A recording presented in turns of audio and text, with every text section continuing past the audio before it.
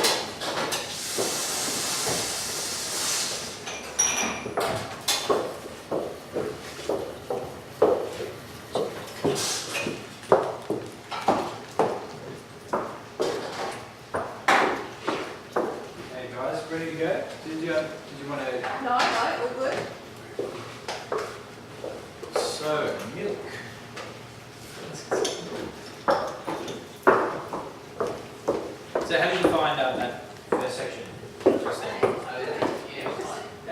All that information sitting well, you feel pretty confident you can jump on a machine and wrestle with one of these and get it where it needs to be? Very, very, very good. So what we're going to be doing from this part of the class onwards is utilising the automated parts of the grinder and the espresso machine to make coffee as well.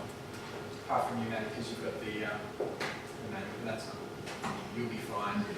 So if we've got the liberty of shot timers on a machine, like if you've got something that tells you how long things are taking, that's really great. That can help you check how consistent things are. That'll tell you definitely if your dose is fluctuating. If you get one shot that takes 40 seconds and one that takes 30, what's that an indicator of? Could be anything affecting extraction rate. Could be your dose, could be your TAM. Yeah, could be all those things. So timing shots is a really great way to do that. So for you, Maddie, if you wanted to check how consistent things were pouring, that's what you'd do. You'd start with a weighted dose, you would extract the 36 grams that you're looking for, and you'd check how long it took to achieve that result.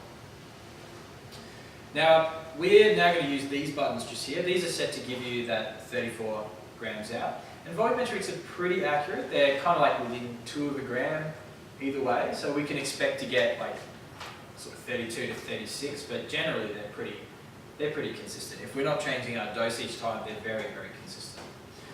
So what I want you to do when you're preparing shots for this program is kind of work with programming this on the fly, a little bit like we did earlier. We'll just check it, and once we're pretty happy with the weight we're getting from here, then we can put the scales away and just start relying on them as they're set. So this guy here, we'll probably move it a little bit higher. 3. So that was giving me 20 grams, so I've just pushed it up by 3 clicks. I'm going to add in that 21, and then we're away.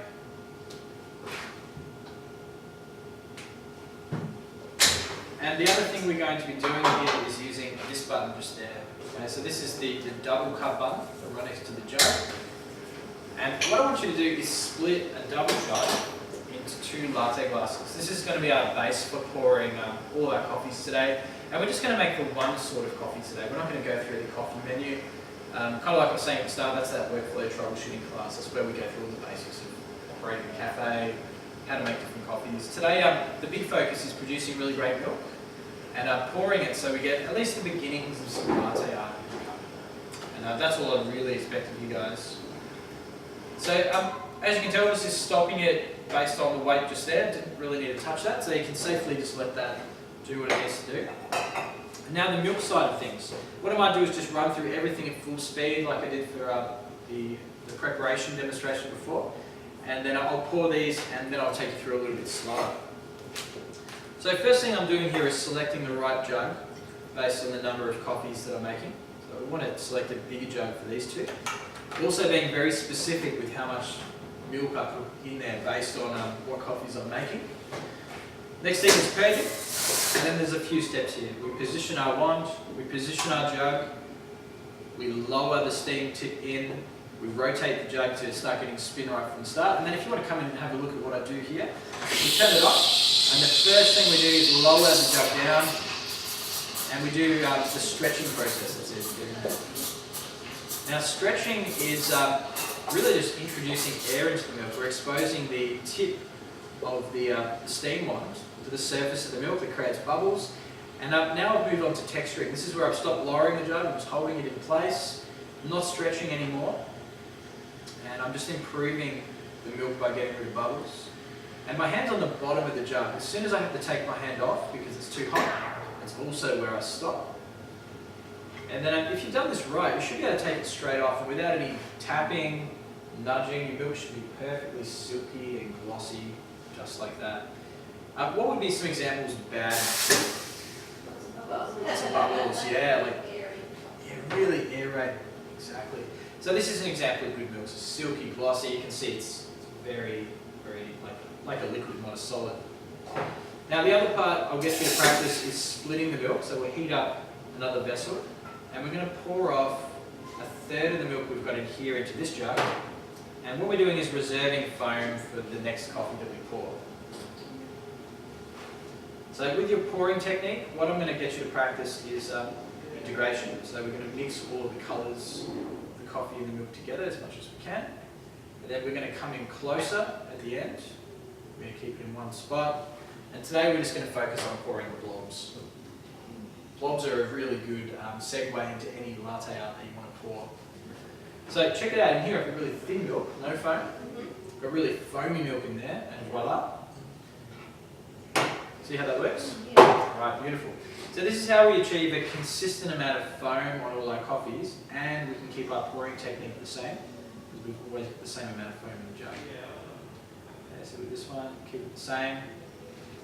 I'll put those next to each other. You see they're very, very consistent. Okay, so they look very similar. If I've done my splitting correctly, I'm going to end up with the same foam height on both coffees as well.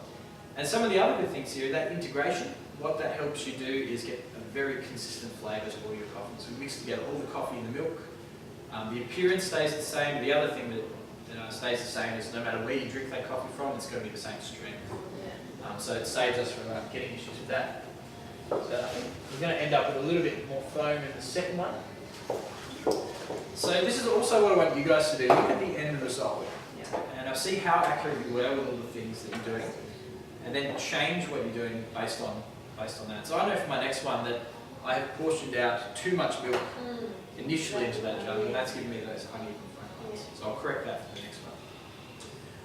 Okay, go for it. No, I'm just kidding.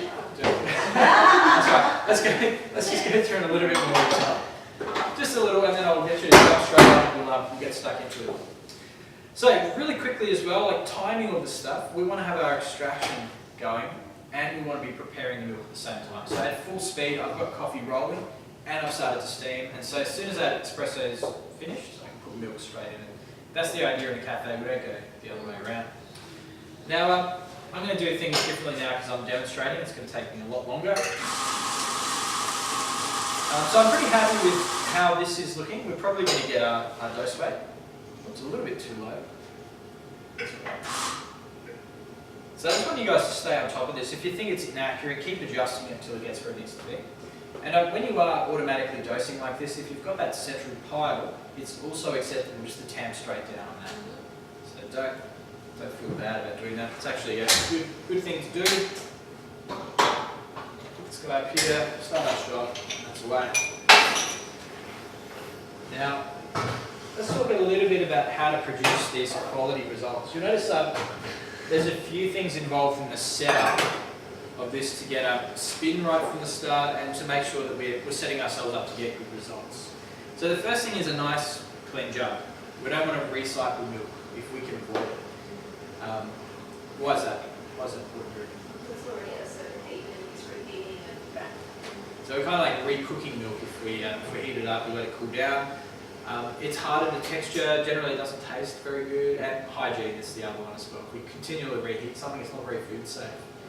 So very often, if we can do it every time, have a fresh jug, it's great. If we don't have a sink handy, then we just do it as often as possible. Okay, so that's the first thing, nice clean jug. Second thing is portioning our milk. We want to keep this very, very consistent. So for these guys, I'm going to top them up just to the bottom of that spout. Yeah, so it's a little bit, yeah, it's about halfway actually, and it's about 1 centimetre below the bottom of that spout. So this is where I need to portion each time if I want to get consistent results. Now last time I portioned a little bit higher, but it also had some wastage, and maybe did a little bit too much stretching. So I have a feeling this is going to be the perfect amount to then get really great foam height, but almost zero wastage at the same time. So that's the first thing. If we do that right every time, we won't get variance from starting with different amounts. Okay, easy to overstretch if we use too little. Now the next parts of this is setting up the steam wand and holding the jug in a very specific way. So there's a few general rules here. One is that we purge that, that's kind of our setup. But then the more important parts, the vital parts to getting things spinning would be to position your steam tip somewhere in the centre of the jug. So if you pretend you've got a 20-cent coin right in the middle, we want to be inside that 20-cent coin, and we never want to be in the centre of it. You're always a little bit off to the side. And what that is going to force you to do is change the angle of your jug to accommodate it, and generally that always creates a spin for us. On a Synesso, I think the easiest way to find a good spin is to lift this one all the way up and then lock the jug back against that spout. And then we can hold the angle, but just control the height. So when we want to stretch, we lower, and when we want to start texturing, we raise the jug up. Does that make any sense to you guys so far? You go all the way down, or it's just So the steam tip is about that far underneath the milk. So it's about 1 inch below the surface. So I'll give you these steps from start to finish. One is purge. Second step is reposition. Third step is lock it back.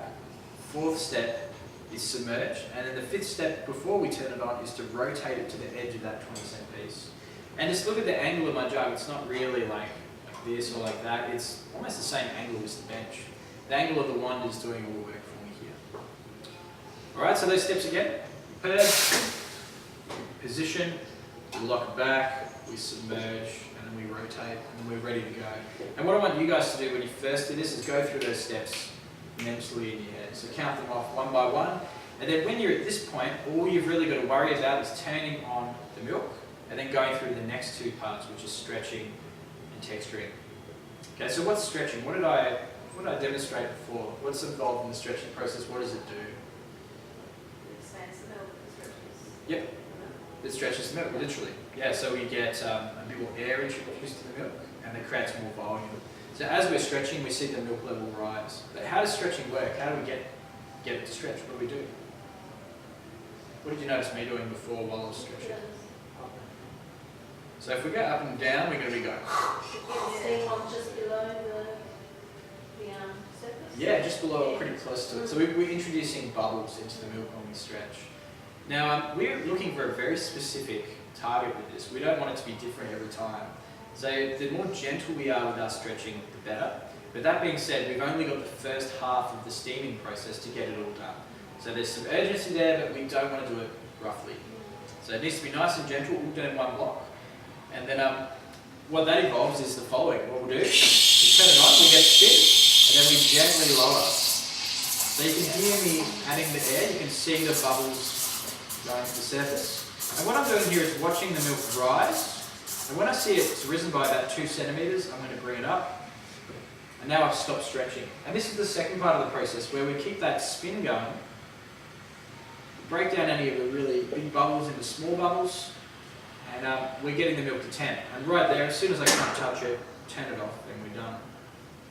So if there's any bubbles like that on the surface, we give them a really quick tap. So put your hand up like that, tap, that'll stop it from spraying. I'm so dirty like my glasses. On your glasses, yeah. So annoying. And this is what we want right at the end. So you see there's a little bit less volume in the jug. So I haven't stretched as much. I'll push those aside. And with this little guy, we'll now talk a little bit about pouring. So is that enough info for you guys to at least start? Start doing that, right? Beautiful. So the other part is we got to swirl this before we portion it up. So we're going to get it looking nice and glossy like that. What I'll do here is heat this guy up. We'll swirl, and then we're going to pour out 1/3 of what we got in there. So I gave it a bit too much last time, but I reckon that's pretty spot on what I've got in there at the moment. We'll see how we go. Now with your coffees, we want to use these a lot quicker than I'm doing for these, otherwise they get that kind of ring. And it's just a good practice to stir everything before you pour. And with your pouring, all I want you to focus on doing today is pouring right in the centre. And we're starting high, we're finishing low. So what did you notice there when I started high and finished low? What was the difference of being at those 2 different heights? It's more the thinner the milk coming out first and the milk cream. It looks that way. So you notice the white patch appear on top, right at the end. But you're actually getting foam that entire time. So you're still getting that froth going into the cup. The difference is when you're up high, it's penetrating the surface and going to the bottom of the cup and then getting rising back up. When you come close, you let it stay on the surface. Now how do these compare, how does that compare to these ones? What's the difference between those two? So look at the surface. What's different about the presentation? It's smoother, is it? It's maybe a little bit more glossy. Just the colour? Yeah, the colour. So we've got a really consistent colour band over that one. And these ones we don't. So on this one, I'll show you how to achieve that. What we do is start high, and we actually just go around in circles. We mix it all together. We keep the milk moving, and then right at the end, we come in nice and close, hold it in one spot. And you see we get something that's right in the centre of the cup. Instead of it being like a mess of different things, we get a design. If it's a blob, that's okay. But we can very quickly turn that into different things. Now some things to show you here, very, very small amount of wastage. Okay, so now I know where to portion into my jug to get a small amount of wastage. How did I do the foam heights that time? It's almost the same sort of story. It's still over portioning. But yeah, so I was still maybe pouring out a little bit too much initially. But that's a better amount of foam for 2 lattes this time. It's not overstretched. Yeah. Okay. Right, so a few things there for you guys to practice. We're just going to work through this for the next 20 minutes, and then we'll start cleaning the machines. So if you want to jump on, just get stuck straight into it. If you want to drink coffee, go for it. So you find your jugs just on your pitcher insert underneath your machine. And there should be some milk in your fridge.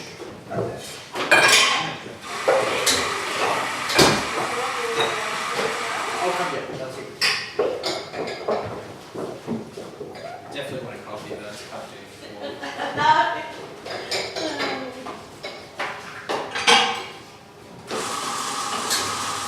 So folks, when you've made your coffee, just bring them to the sink and give them a whisk, and then stack the glasses like that. 20.6.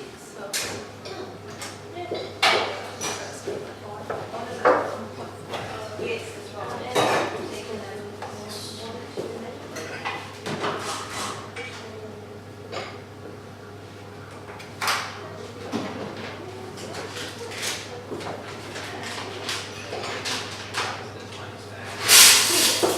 That'll probably get you through.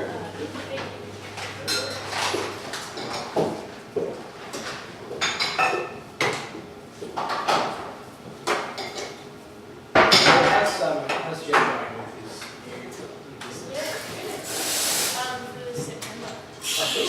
So is he renovating? I think he's got an architect and then capital. Yeah.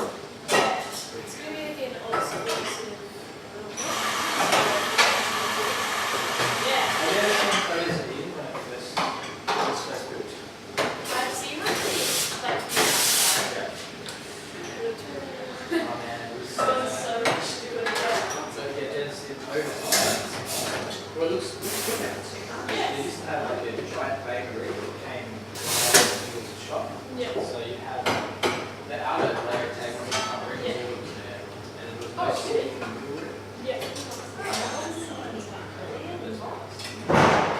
When you started, when you first started? I started about maybe 6 months after it. Oh, right. I don't know if you met Keith.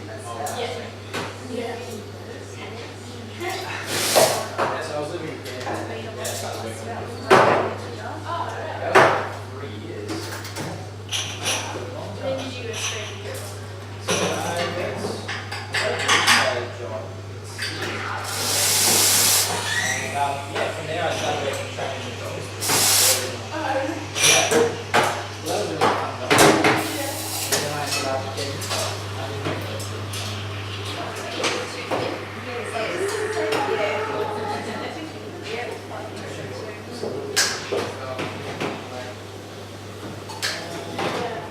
I really like this job. Keep it. It's just a rotary. I think I got some things. And you right, yeah, that's it. I'm just going to say so you've done your pitch.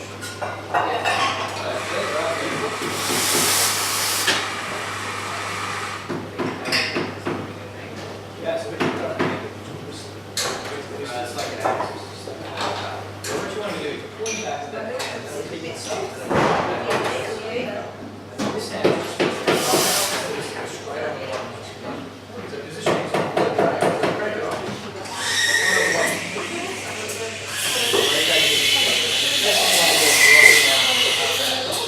Using a really powerful tool.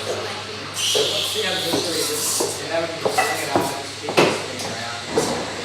spinning around.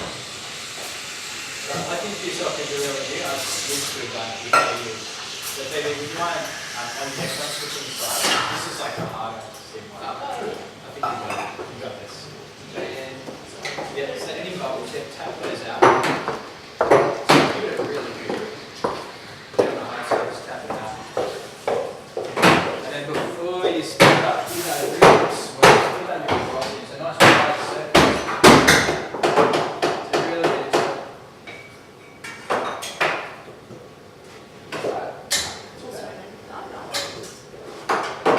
Yep, who's first attempt? So we're going to call up one third. Did you want to see ours at all? I just assumed you guys would be okay. Yeah. You're right. You can stick around for latte art anyways. Yeah. Did you want this coffee to come on your own? Thank you. Thank you. Why is that? Alright, tell me about it. So you could probably start with a little bit more. Just a little bit more.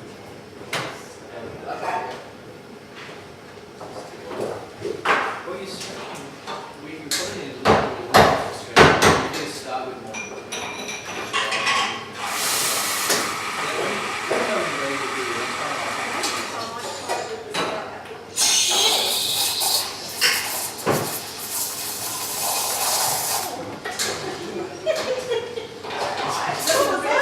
Go easy, go easy. Keep it real simple. Yeah, like that. Yes. You want me to give you guys a run through? Yeah, the one pretty boring. Boring was, yeah, absolutely. I think that's work on it at the moment. You just gotta get you spinning and work this. So I reckon to make it easier, start with a bit more. So say a few minutes while we're practicing this technique.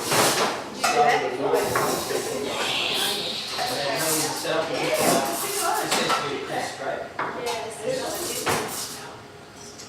So we'll pay that.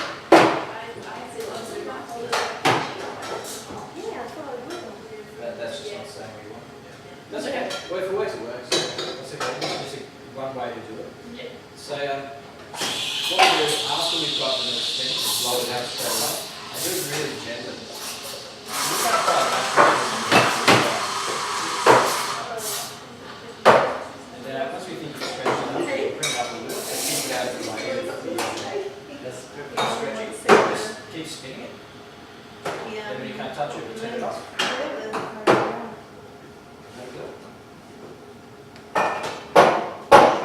After you tap out those bubbles. So let's go through it. So I'll give you some shots. Some shots as well.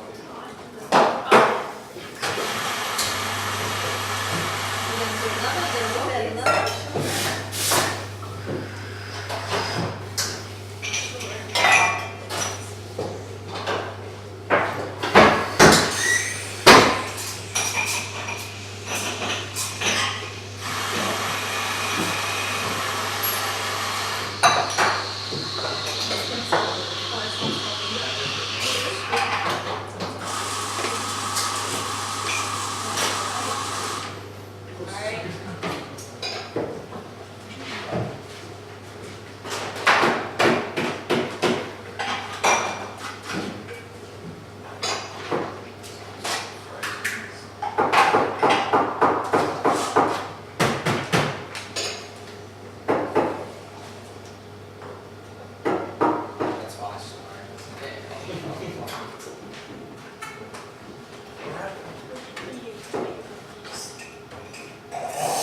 That's it.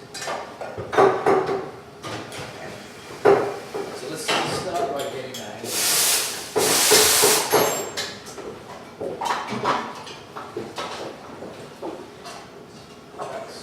Yeah, that's good.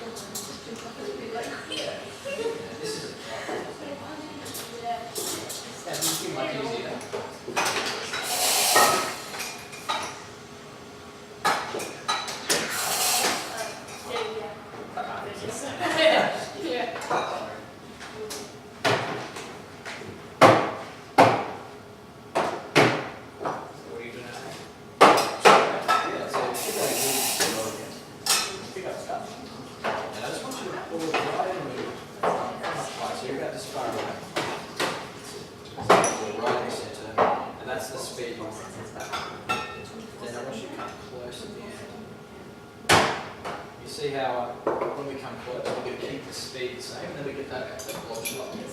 Now on your next one, I want you to try to do the same thing. We're going to keep the speed the same. We're going to move. We're going to move forward. You can do both. Or you can just keep going. Whatever works for you. You can do this. Usually, yeah. So before you put it up, you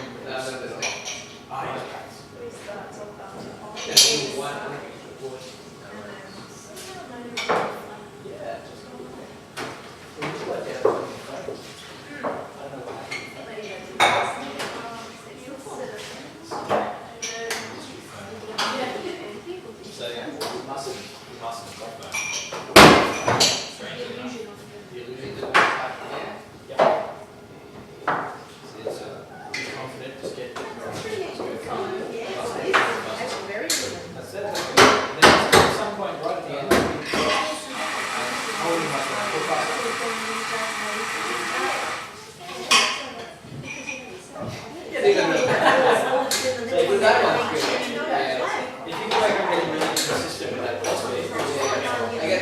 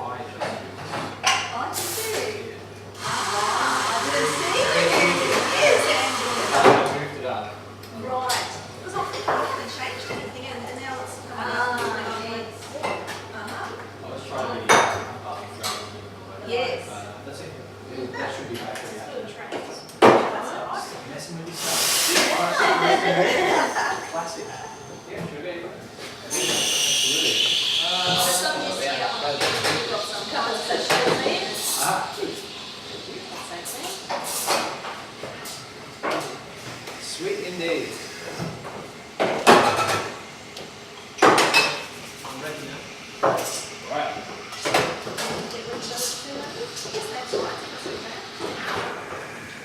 So guys, we better make this next one your last one. We'll start packing these machines down. Try to get out of here at 1:45.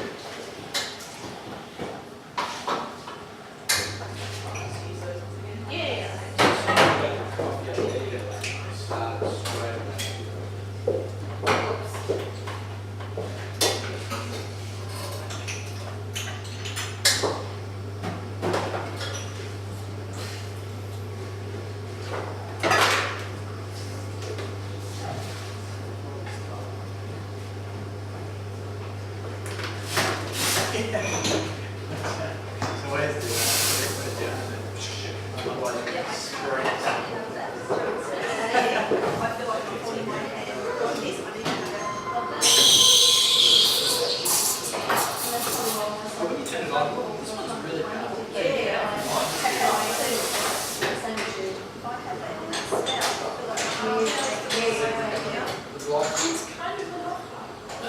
So remember what we were saying before about this part needs to be somewhere in the middle. So remember, pretending you're like you've got to have it somewhere in the center.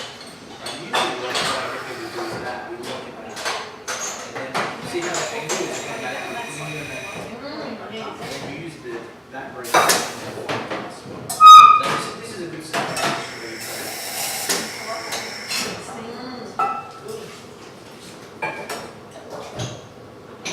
So have a look at the tip. Where's the tip sitting at the moment? That's like right against the edge. So it needs to be within. Usually against the side. Then you hold that position and then just lower it down like that. Or you can lock this all the way out. And then yeah, so try that and then you need to rotate it to get it to spin. So that's looking good. So the way it comes down. You need to hold that angle, and when you want to stretch it, when you want to stop stretching, you raise it up. So try that. Hands straight and lower the jack down. Keep going, keep going. That's it. So we want that sound to keep going. See that stretch? You're going to speed that up by lowering it down. And then when you think you've made enough foam, you bring it up the other way. Spin it.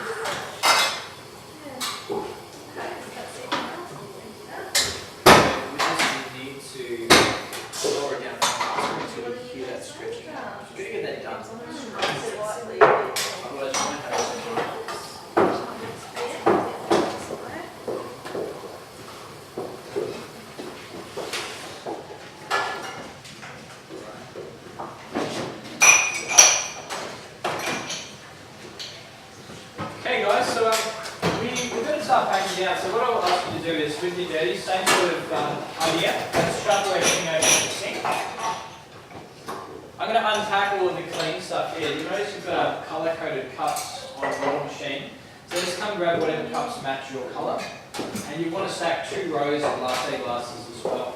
Once we've done that, I'll run you through what to pack down on your machine.